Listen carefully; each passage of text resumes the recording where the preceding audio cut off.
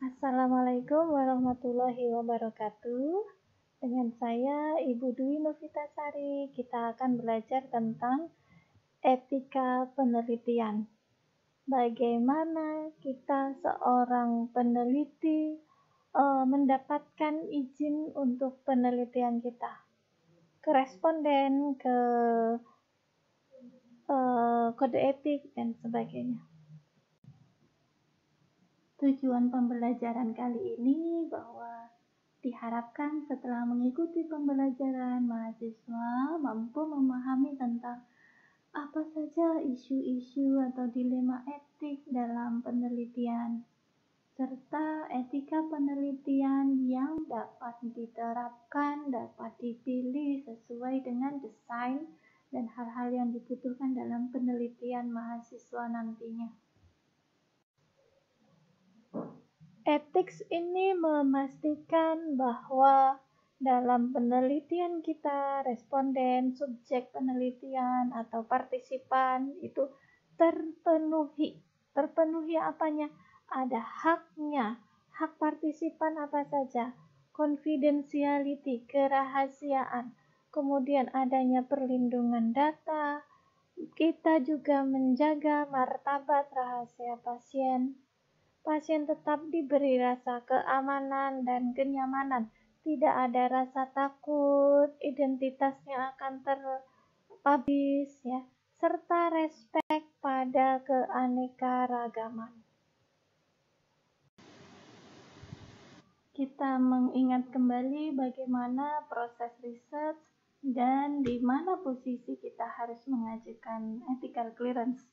Jadi dari proses riset, kita pertama mengingat mengembangkan proposal, ya, menemukan masalah, membuat tujuannya, kemudian apa desain yang akan dilakukan, berikutnya bagaimana menentukan instrumen yang akan kita lakukan, ya. Setelah lengkap sampai ke analisa, kita mengembangkan proposalnya, maka kita membutuhkan peer review. Peer review itu akan menyetujui proposal kita atau tidak, ya. Di dalam peer review itu ada review etik. Jadi review etik ini ketika kita menggunakan makhluk hidup, ya, human, animal, plant, baik orang atau hewan, misal tikus putih, kucing, ya, dan sebagainya, bahkan sampai ke tumbuhan pun kita membutuhkan review etik. Apakah kita mengancam kehidupan mereka, menyebabkan efek samping, bagaimana penanganan efek samping, itu semuanya direview, sehingga kita benar tidak membahayakan partisipan responden penelitian kita. Sehingga apabila review etiknya setuju, risetnya bisa berlanjut.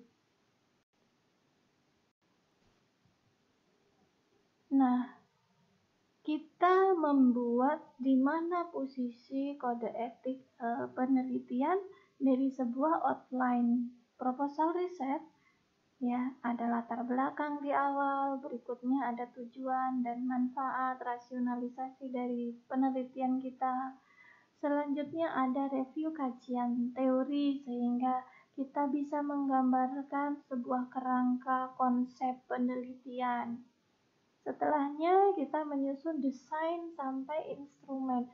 Ada desain, ada populasi, kemudian ada subjek, ya, serta instrumen yang akan kita gunakan.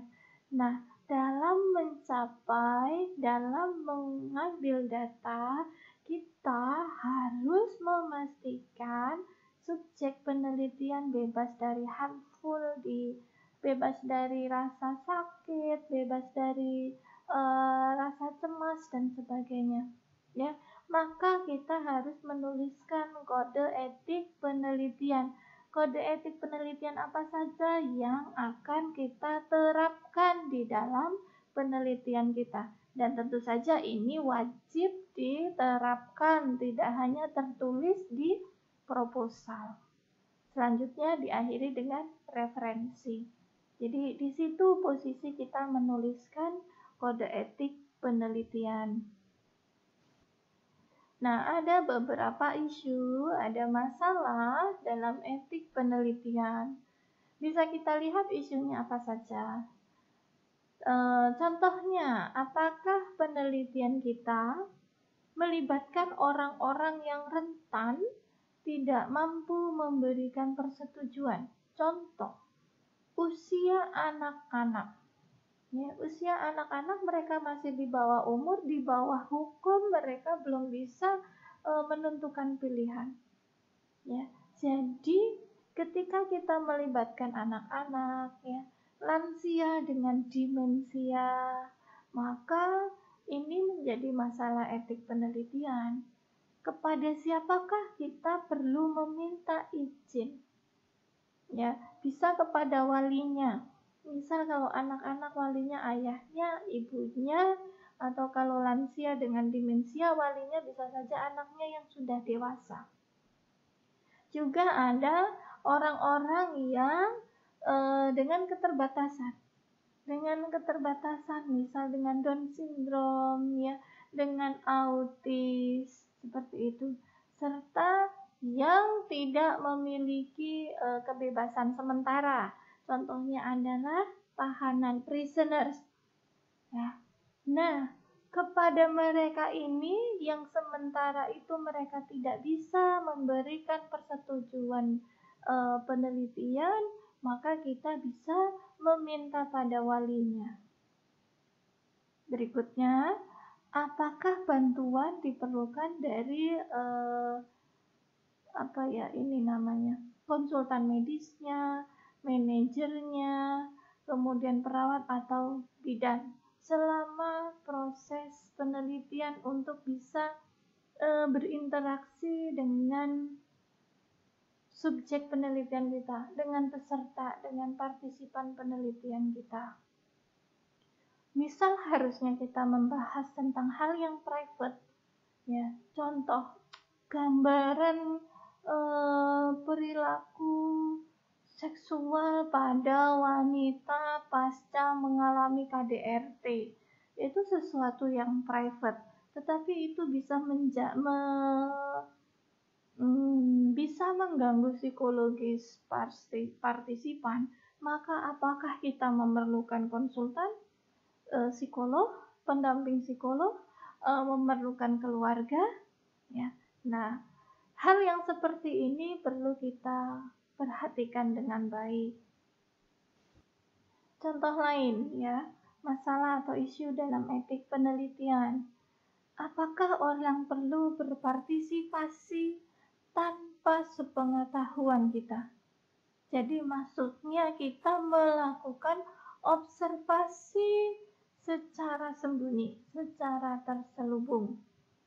Terkadang ketika seseorang diobservasi, maka dia melakukan hal manipulatif.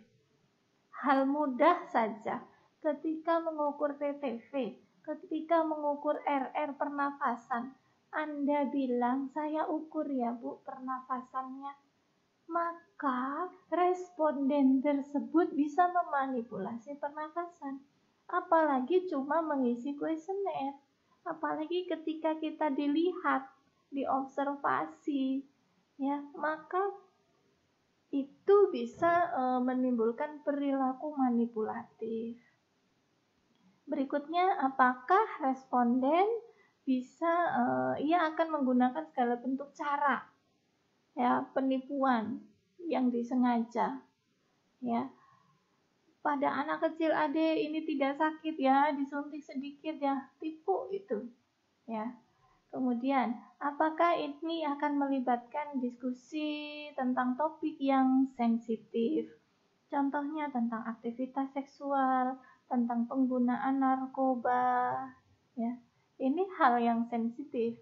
Anak remaja ditanya bagaimana perilaku seksualnya, ngakunya aman-aman saja. Pernah kissing nggak? Pernah wet kissing nggak? Pernah petting, necking? Mereka bisa saja nggak ngaku karena itu topik yang sensitif. Kemudian, apakah ini melibatkan pemberian obat, placebo, atau zat lainnya? jelas ini harus lulus ethical clearance ketika kita memberikan sesuatu, bahkan obat, kemudian diet, apalagi kudapan, cemilan ya, makanan ringan, kemudian ramuan-ramuan ya, placebo, itu harus dikaji betul bagaimana efek terapeutiknya, bagaimana efek sampingnya, apa yang harus dilakukan kalau timbul efek samping. Itulah masalah-masalah etika penelitian. Contoh lain lagi, apakah ini melibatkan prosedur invasif? Contohnya pengambilan darah. Ya, ini ada sebuah penelitian payung. Ada misal 3 peneliti, semuanya memerlukan plasma darah pasien. Coba diambil 10 cc, 3 cc saja sakit ya jarumnya ya. Jarumnya bisa 18 kg gitu. Nah, apalagi ini diambil 10 cc. Bisa ngambil 18 kg, seringnya adalah 16 kg. Ini lumayan sakit ya. Apakah melibatkan prosedur-prosedur invasif seperti itu? Berikutnya, apakah kemungkinan menyebabkan stres, kecemasan, nyeri, ya, tidak nyaman, serta konsekuensi-konsekuensi negatif lainnya? Ini tentu harus dihindarkan, harus diminimalisasi, harus diberikan terapi untuk, kalau ada pasien seperti ini harus diturunkan nyerinya, harus diturunkan stresnya. Kita tidak boleh membuat menempatkan pasien, responden penelitian kita dalam kondisi tidak aman, tidak nyaman. Ada lagi, apakah proses penelitian kita, pemberian intervensi, contoh ya, melibatkan pengujian yang berkepanjangan atau berulang. Contoh memberikan formula diet selama 3 bulan.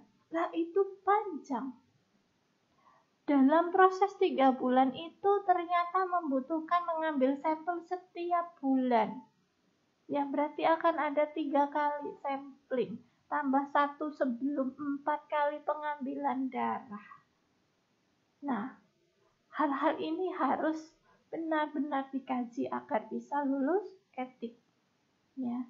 Kemudian apakah ini melibatkan ya peserta ada uang, ada bujukan lain ya, kompensasi untuk kedatangannya, untuk pengambilan darahnya, seperti itu.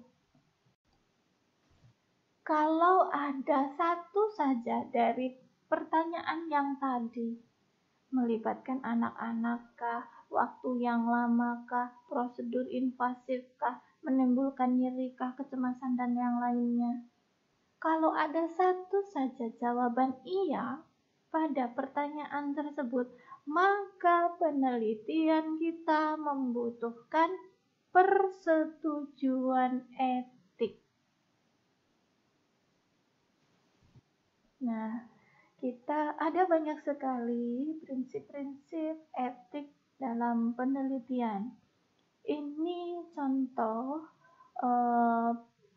etika penelitian. Ada truth, ada jujur, autonomi, ada kebebasan, kemudian ada proses izin, informed consent, beneficient, ada kemanfaatan, ada privacy, confidentiality, ada kerahasiaannya. Kemudian anonymity tanpa nama, kemudian ada justice. Justice itu adalah keadilan, prinsip keadilan, serta ada non-maleficient, tidak membahayakan, tidak merugikan. Kita bahas satu persatu.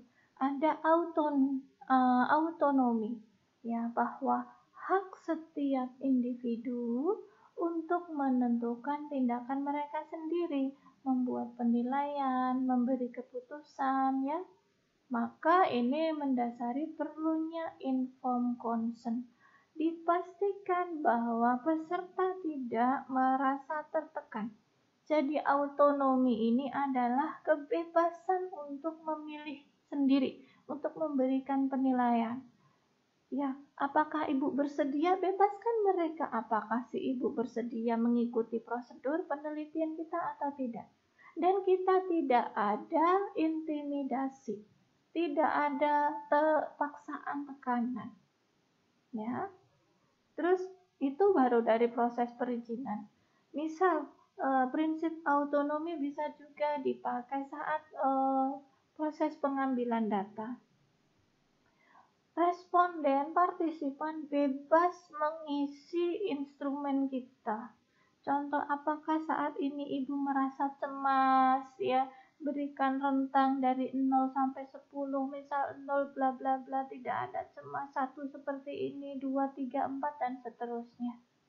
Berikan kebebasan pada responden untuk mengisi setelah kita menjelaskan dengan baik, ya, dengan jelas. Responden contoh mengisi 5. Loh, Bu, kenapa masih 5? Tadi kan sudah saya kasih intervensi musik, apa ya nggak turun, malah ini naik loh. Nah, itu salah. Berarti Anda melanggar prinsip autonomi, di mana responden harus bebas memberikan tindakan, bebas menyetujui, bebas memberikan penilaian. Ya, autonomi. Selanjutnya ada informed consent. Informed consent berarti inform adalah informasi, consent adalah paham. Ya, jadi informed consent itu setelah diberikan informasi yang banyak terkait penelitian kita, tidak hanya mengenalkan diri saja. Ya, nama saya Dwi Novitasari, saya dari Universitas Harapan Bangsa. Saya ingin meneliti tentang efek relaksasi autogenik terhadap tekanan darah penderita hipertensi. Apakah ibu bersedia? Bukan seperti itu informed consent. Jadi informed consent jelaskan, ya, segala maksud, tujuan, prosedur, ya. Kemudian apa efek samping yang timbul kalau ada, bagaimana menangani. Dan hak pasien, bahwa pasien juga boleh drop out, boleh dirawat. Kalau ibu merasa tidak aman, ya, ibu bisa keluar dari penelitian saya tanpa ada intimidasi, tanpa ada hal yang akan dirugikan kemudian hari. Begitu, ya. Jadi jelaskan informasi dengan baik, kemudian responden paham. Setelah paham, ada unsur satu lagi, sukarela. Tidak ada paksaan dari pihak manapun bahwa dia mau bersedia memberikan persetujuan, kemudian assignment, tanda tangan di lembar consent. Yang harus dilakukan sebelum prosedur, ya, memastikan bahwa mereka tidak merasa tertipu atau dieksploitasi, bahwa informasi yang kita berikan itu harus bersih, maknanya apa adanya, tidak ada yang ditutup-tutupi, mudah diterima dengan bahasa yang mudah, serta jujur. Informed consent ini harus diberikan secara lisan dan tertulis.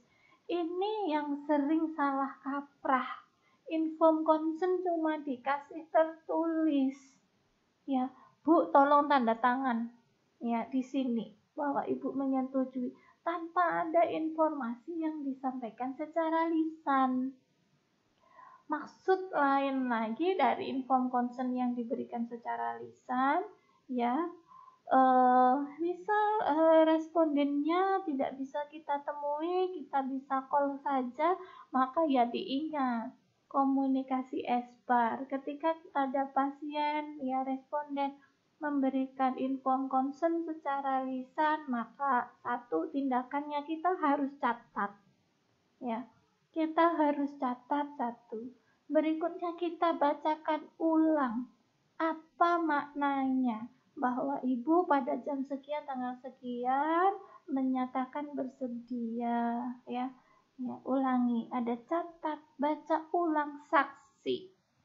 Ya, ada saksi, teman perawat, teman peneliti menyaksikan, mendengarkan bahwa responden A memberikan persetujuan secara lisan. Terus yang terakhir, ketika kita bertemu dengan respondennya, berikan info consent secara tertulis. Ya. Oke. Next, bahwa calon peserta harus diizinkan setidaknya 24 jam untuk mempertimbangkan keterlibatan mereka dan mengajukan pertanyaan. Jadi, Ibu silakan bisa berpikir ulang. Kalau Ibu menyatakan mengundurkan diri dari penelitian saya, itu tidak akan berimbas apa-apa ke depannya dalam proses pengobatan dan lainnya. Sehingga nanti Ibu bisa menghubungi saya di nomor ini untuk menyatakan keberatannya. Begitu dijelaskan. Kemudian apabila Ibu selain itu, apabila Ibu juga ada pertanyaan, bisa kontak saya. Nah, responden harus memberikan persetujuan mereka secara sukarela. Tidak ada unsur paksaan. Dan memahami bahwa mereka memiliki hak untuk drop out, untuk withdrawal, untuk menarik diri tanpa ada prasangka, tanpa ada stigma negatif, dan tidak berdampak pada perawatan mereka selanjutnya. Ini etik penelitian yang berikutnya, ada truth, ada jujur. Jujur tentang apa saja, bisa dari durasi dan sifat penelitian. Ya, saya membutuhkan waktu 1 minggu untuk melakukan penelitian. Jadi Ibu memakan formula, biskuit formula ini selama 1 minggu setiap hari. Dijelaskan sifat penelitiannya bagaimana. Ini mungkin akan menimbulkan rasa kembung di perut, tetapi itu tidak apa-apa. Kalau Ibu merasa kembung, Ibu bisa minum air hangat atau bisa menelpon saya, mengkontak saya. Jelaskan ya dengan jujur. Kalau memang ada efek samping, kemudian jelaskan dari mana kita. Saya Dwi Novitasari dari Universitas Harapan Bangsa. Ya, saya pengajar di Fakultas Kesehatan, di program studi keperawatan. Saya melakukan penelitian ini dengan dosen ini, dengan mahasiswa ini, ya. Jadi siapa yang akan melakukan penelitian, nanti yang akan mengambil data, misal adalah enumerator, ya, tidak kita sendiri. Nanti yang akan mengambil data adalah mahasiswa A dan mahasiswa B. Ini tertera kontak dan nomor telepon saya, serta pengambil data dan tim saya dengan jelas. Juga jujur tentang pernyataan yang jelas tentang apa yang harus dilakukan oleh partisipan. Contoh tadi, Ibu harus memakan biskuit ini selama 7 hari berturut-turut, 1 kali saja. Atau Ibu mengisi kuesioner ini dengan lengkap. Nanti di akhir setelah Ibu menyerahkan kuesioner, saya akan cek apakah terisi semua atau tidak. Kalau belum terisi, maka saya mohon Ibu untuk mengisi dengan lengkap. Atau mungkin Ibu nanti saya akan mengumpulkan dengan sesama responden yang memiliki kejadian serupa dengan Ibu, memiliki penyakit yang serupa dengan Ibu. Misal ini pasien kanker, ya. Saya akan mengumpulkan 3 atau 4 orang, ya, sesama penderita kanker. Kita akan gali bagaimana cara ibu dan teman-teman untuk mengatasi masalah psikologis ketika dihadapkan pada diagnosa cancer. Nah, berarti ibu harus aktif dalam diskusi kelompok atau yang kita sebut dengan FGD, Focus Group Discussion. Ya, jujurlah seperti itu kepada responden. Kemudian bisa jelaskan apa yang akan terjadi pada mereka. Penelitian akan menimbulkan sedikit kembung kalau ibu mengkonsumsi biskuit ini. Beberapa orang mengalami itu, tetapi tidak semua. Kalau ibu mengalami kembung, bisa minum air hangat atau dikompres air hangat perutnya, serta kontak dengan saya. Ya. Kalau ibu melakukan mengisi kuesioner ini, insya Allah tidak ada efek negatif ya Bu. Jawaban yang ibu berikan di kuesioner tidak akan berimbas pada perawatan ibu selama di rumah sakit ini. Ya. Jelaskan hal yang seperti itu. Jelaskan juga keuntungan, kelebihan, kekurangan, ya, risiko dalam penelitian, serta biaya bila ada dan waktunya. Dengan ibu memakan biskuit ini setiap hari 1 kali, maka itu memberikan keuntungan. Karena biskuit ini tinggi serat, kemudian rendah glukosa, maka ini memberikan keuntungan salah satunya bisa menurunkan glukosa darah ibu, bisa menurunkan kolesterol darah, bisa meningkatkan defekasi atau buang air besar, dan seterusnya. Jelaskan keuntungan, kelebihan, serta kekurangan risiko.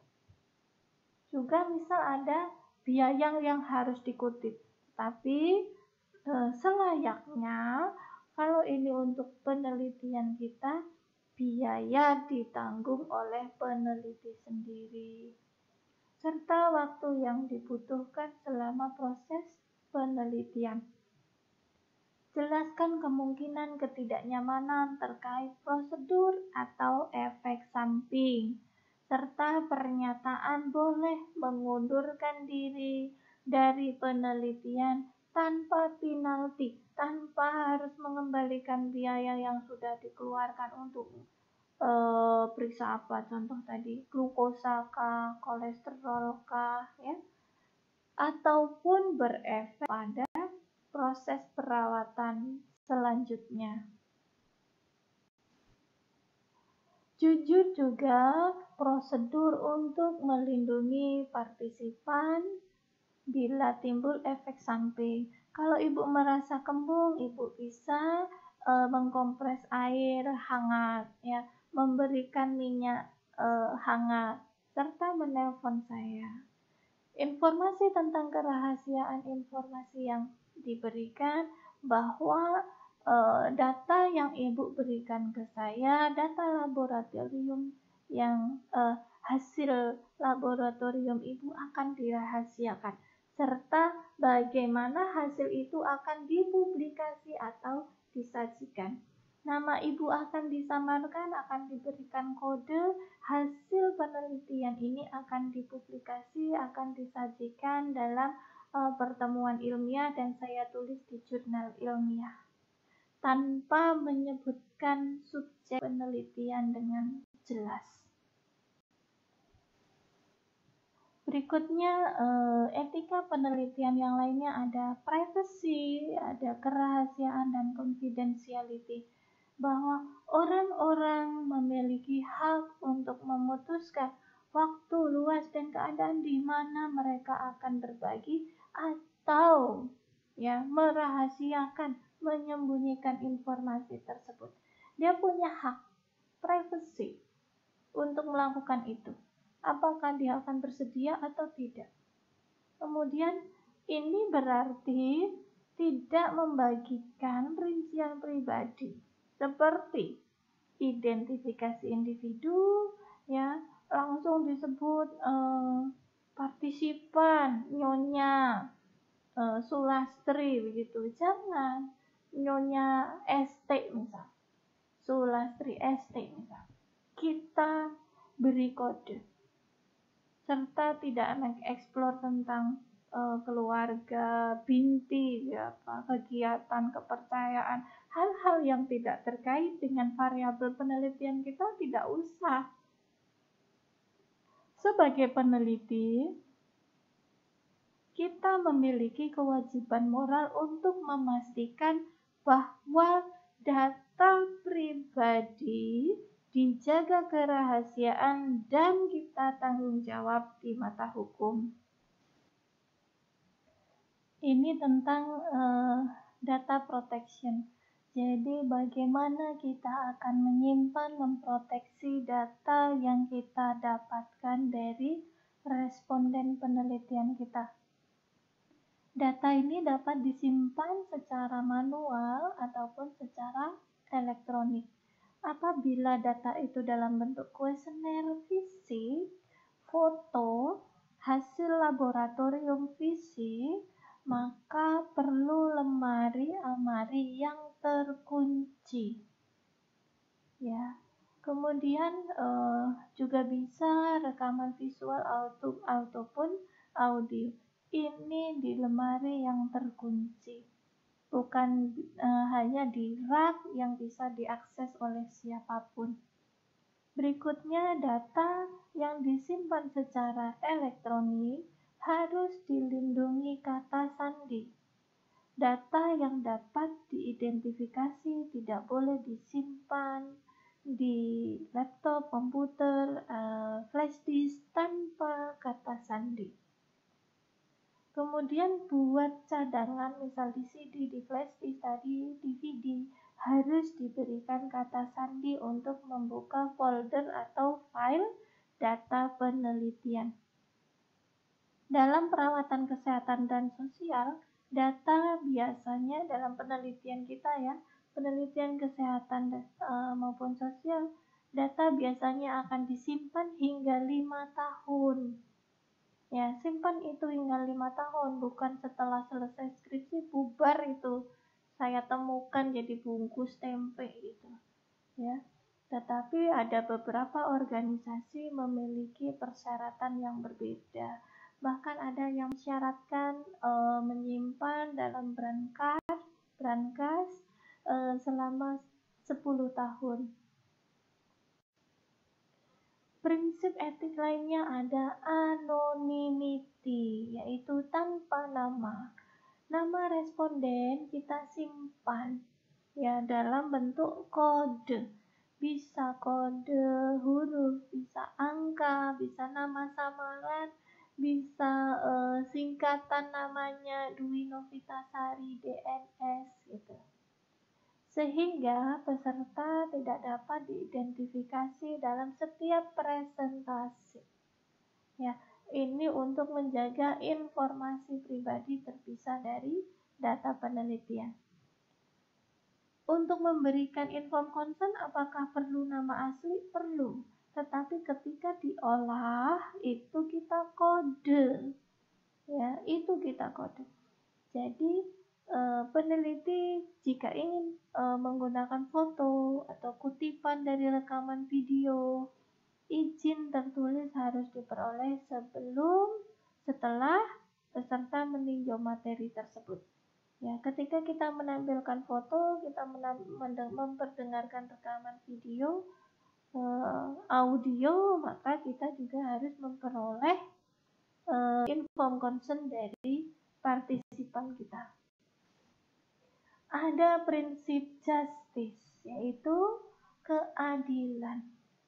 Bagaimana keadilan ini diaplikasikan dalam penelitian? Ya, peserta harus diperlakukan dengan adil, bahwa setiap orang diperlakukan dengan cara yang benar sesuai moral. Tidak ada intimidasi, perlakuan kita sama, senyum kita sama. Tidak ada orang atau kelompok yang didiskriminasi. Ya, ada kaya, ada miskin. Yang kaya kita kasih senyum, yang miskin kuesionernya kita lempar. Tidak. Tidak ada bagian dari populasi yang diabaikan atau didiskriminasikan. Ya, ini prinsip justice juga bisa diambil dalam proses pengambilan sampel. Ketika kita melakukan random, maka kita memberikan seluruh hak yang sama pada anggota populasi untuk bisa dipilih. Ya, ketika mereka sudah terpilih menjadi responden kita, maka ada perlakuan yang sama. Nanti kita akan bahas bagaimana penelitian dengan intervensi. Misal ada dua kelompok, satu kelompok dilakukan intervensi, yang satunya tidak dilakukan intervensi. Bagaimana kita menjaga prinsip justice-nya? Nah, ini dia. Bagaimana dengan grup yang berbeda? Ini bisa menjadi rumit ketika peneliti tertarik pada populasi tertentu. Contoh, pada lansia, wanita, pada etnis minoritas, pada anak-anak, ya. Berarti ini menjadi spesifik pada populasi tertentu, tidak bisa memberikan kesempatan yang sama kepada populasi yang luas.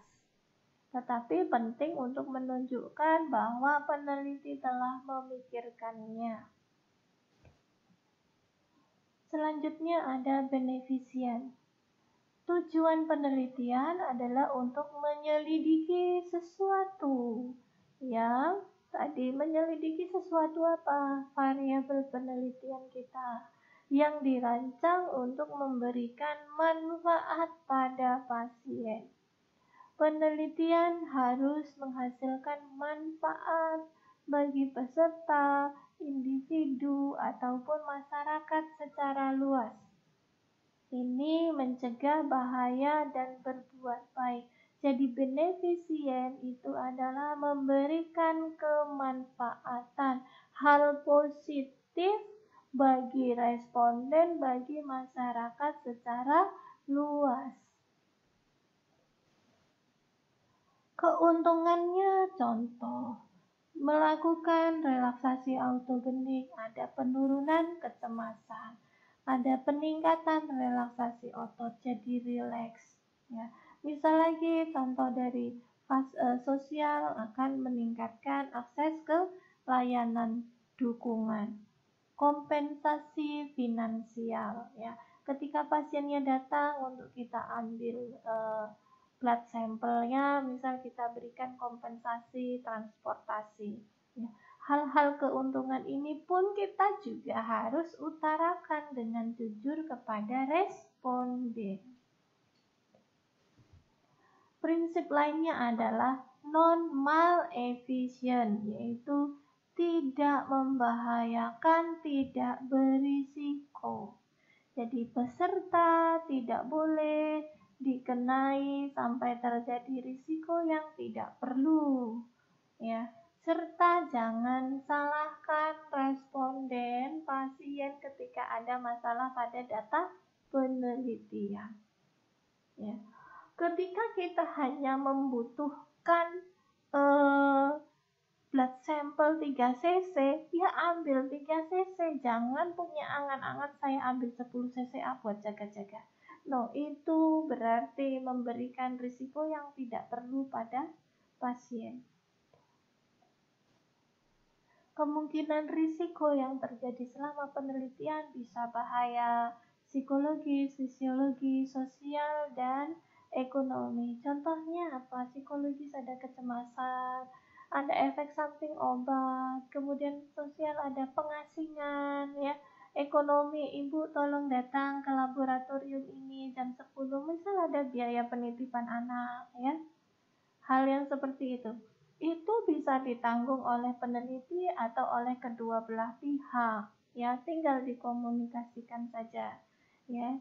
Saya pernah begini dengan tim penelitian saya, di akhir sesi setelah penelitian 3 bulan, ya, ibunya ke Jakarta, padahal lokasi penelitian saat itu di Jogja. Ibu ke Jakarta karena menunggui anaknya melahirkan. pusing 7 keliling, ya. Jadi ada biaya transportasi untuk ibu kembali ke Jogja dan kembali lagi ke Jakarta. PP sehari pesawat itu bisa menyebabkan kerugian ekonomi responden, maka kita harus antisipasi, ya. Ada dilema etik. Kalau hal-hal yang tadi itu lebih banyak pada penelitian kuantitatif. Dilema etik akan terjadi ketika kita melakukan penelitian kualitatif. Ya, apa saja dilema etik yang harus kita pikirkan?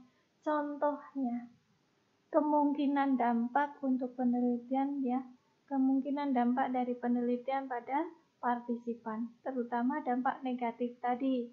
Ketika kita menggali, ya, bagaimana perilaku kekerasan yang dilakukan oleh pasangannya sebelum melakukan aktivitas seksual.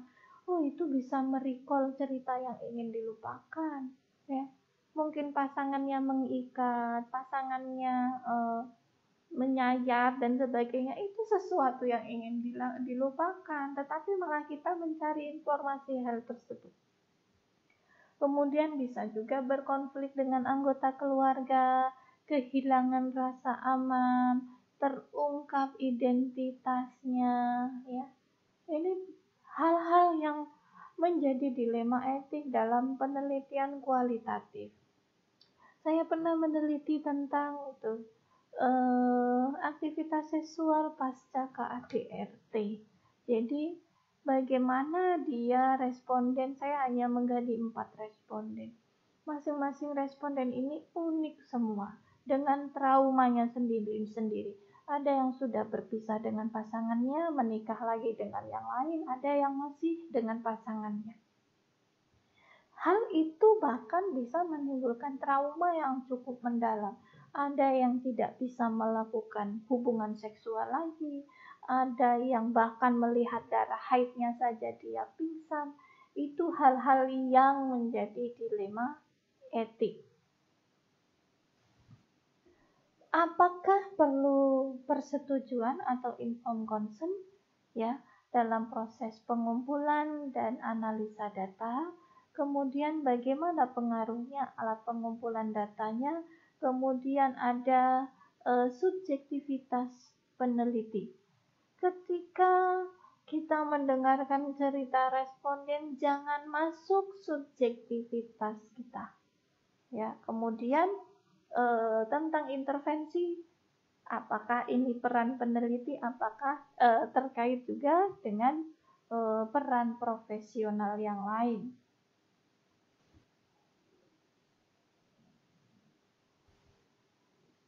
Kepercayaan dari responden ini bisa kita peroleh dengan kredibilitas, kemudian ada transferabilitas dan konfirmabilitas. Kredibilitas kita sebagai peneliti harus dijaga. Ketika kita sudah janji membuat informed consent, menyepakati waktu di mana hal apa saja yang akan kita lakukan, penuhi itu. Bukan kita yang menjadi terlambat, kemudian kita tidak jujur, misal tidak jujur melakukan perekaman suara, perekaman gambar, ya. Kemudian tidak jujur dalam memberikan informasi. Nah, berarti kita harus hindarkan supaya kredibilitas seorang peneliti terjaga dengan baik. Kemudian ada transferabilitas. Ini maknanya bahwa proses informasi yang kita berikan harus dengan sebenar-benarnya, sejujur-jujurnya, tidak ada yang ditutupi dan dapat diterima dengan baik. Jadi proses transferabilitas ini adalah intinya penerimaan pemahaman yang baik dari partisipan terkait penelitian kita. Orientasinya adalah partisipan, bukan orientasinya peneliti. Yang penting saya sudah ngasih tahu. Salah, ya. Berarti itu prinsip transferabilitas untuk memperoleh kepercayaan kita nggak dapat. Ada lagi konfirmabilitas, bahwa kita mudah dikonfirmasi, oh saya sepertinya akan menarik pernyataan saya sebagai responden. Tidak apa-apa, kita fair saja, itu hal yang bisa terjadi sepanjang penelitian, ya. Jangan kita lantas marah-marah, ya. Konfirmabilitas yang lain bisa juga dari pihak responden, ya. Responden menanyakan sesuatu terkait dengan efek samping penelitian kita, maka kita layani dengan baik, ya. Itu upaya-upaya trik, ya, untuk mendapatkan kepercayaan dari responden atau partisipan. Terakhir, ya, bahwa etika penelitian ini terutama didasarkan pada prinsip-prinsip etik, norma sosial, norma yang ada di masyarakat. Mungkin seperti itu saja etika penelitian yang bisa saya sampaikan. Banyak lagi etika penelitian sesuai dengan desain metode penelitian, jadi bisa digali lebih lanjut sesuai dengan desainnya. Selamat belajar sepanjang hayat. Ingat subscribe di channel YouTube Dwi Novitasari sehingga Anda tidak tertinggal pada postingan tentang proses pembelajaran berikutnya. Semoga menjadi ilmu yang bermanfaat. Mohon maaf bila ada salah informasi, salah ilmu. Kita akhiri. Assalamualaikum warahmatullahi wabarakatuh.